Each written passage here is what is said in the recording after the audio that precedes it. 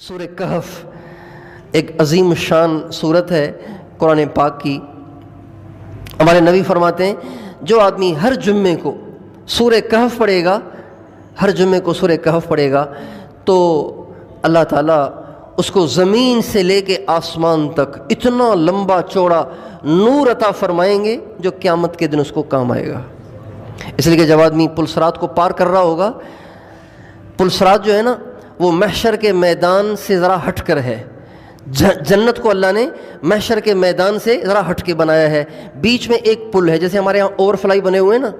ایک ادھر سے چڑھ کر ادھر اتریں گے تبھی آپ وہاں پہنچ سکیں گے۔ اسی طرح سے جنت کی طرف میدان محشر والے جب جائیں گے تو راستے میں پل صراط کو ان کو کراس کرنا پڑے گا، اور پل صراط کا جو راستہ ہے وہ بہت باریک ہے، انسان نہیں چل سکتا اس پہ جب تک کہ اللہ تعالیٰ کی مدد اس کے ساتھ نہ ہو، اللہ تعالیٰ کی توفیق اس کے ساتھ نہ ہو۔ پھر اس پل صراط کے نیچے، ہمارے ہاں تو اس پل کے نیچے سڑک ہے، گرے گا تو سڑک پہ گرے گا، لیکن وہ جو پل ہے اس پل کے نیچے جہنم کی بھڑکتی ہوئی آگ ہے، جو اس سے گر گیا وہ دوزخ میں چلا جائے گا۔ اچھا، ایک تو راستہ باریک ہے، اور پھر ہوگا بھی اندھیرا، کیونکہ جہنم کی آگ بھی سرخ نہیں ہے، جہنم کی آگ بھی کالی ہے، جہنم کی آگ کالی ہے۔ یہ دنیا میں سمجھ میں نہیں آئے گا، اس لیے کہ دنیا میں جو آگ ہوتی ہے نا اس کا پریشر اتنا زیادہ نہیں ہوتا، تھوڑا پریشر ہوتا ہے تو وہ لال ہوتی ہے، اور زیادہ پریشر ہو اور زیادہ پریشر ہو اور زیادہ پریشر ہو تو وہ زیادہ سے زیادہ نیلی ہو جاتی ہے، ہری ہو جاتی ہے، گرین ہو جاتی ہے۔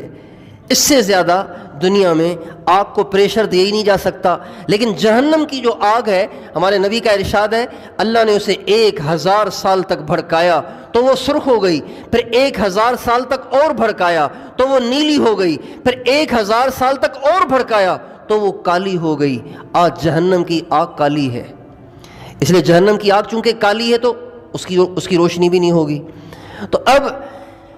اب اس موقع پر ہر مسلمان کو جس نے پل صراط کو پار کرنا ہوگا روشنی کی ضرورت ہوگی۔ ہمارے نبی نے فرمایا جو ہر جمعے کو سورہ کہف پڑھے گا، 12 رکوع ہیں اس کے، اور رکوع بھی چھوٹے چھوٹے ہیں، آدھے صفحے کا ایک رکوع ہے۔ جو ہر جمعے کو سورہ کہف پڑھے گا اللہ تعالیٰ اس کو اتنا نور عطا فرمائیں گے جس کی لمبائی چوڑائی زمین سے لے کے آسمان تک ہوگی، اور یہ نور اس پڑھنے والے کو پل صراط پر گزرتے ہوئے کام آئے گا۔ تو ہمیں سورہ کہف پڑھنی چاہیے، اور ہمارے نبی نے یہ بھی ارشاد فرمایا جو جمعے کے دن سورہ کہف پڑھے گا، دجال جب ظاہر ہوگا تو دجال اس کو کافر نہیں بنا سکے گا۔